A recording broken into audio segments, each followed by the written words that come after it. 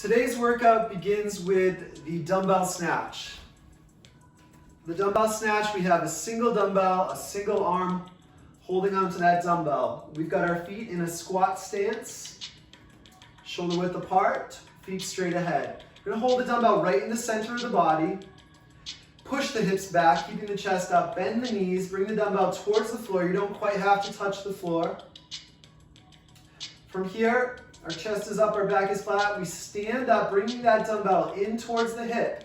As soon as it gets into the hip, we thrust the hip. Shrug the shoulder, pull the dumbbell up close to the body, locking it out overhead. That arm should be right next to the ear at the top. You're standing up fully locked out. When you bring it down, it comes down to the shoulder and then down to the hang. From the side, looks like this, comes right into the hip. You're shrugging that shoulder, elbow up and back, overhead.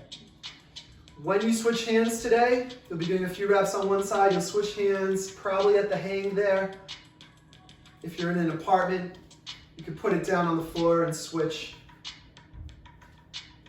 if that's okay for your place. If you don't have a dumbbell today, you can use a two-handed object, a backpack, some kind of bag could work. Just gonna have two hands on it, get into that same position down there. Bring it in close to the body, all the way up overhead. Just thrusting that hip, bringing it up overhead. If you have a plate, it works just like that. You're flipping that plate over to get that overhead position. Our second movement today is the hanging knee raise. We're gonna be hanging from a bar, double overhand grip, straight arms. We're pulling the knees up to the chest, trying to curl that pelvis under, and then back to the hang. Getting the hips straight, at least at the bottom. If you can get your legs all the way straight, you'll do that. Now, if you don't have a bar today, you're gonna lie down on the floor, do the same exact version. It's a lying knee raise. So we're pulling those knees into the chest.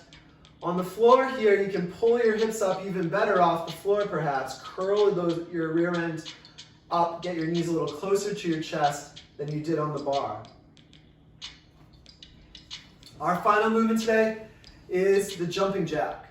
Jumping jacks just like you did when you were a little kid. You're hopping your feet out to the side, your arms go out to the side, and you touch your hands up above your head,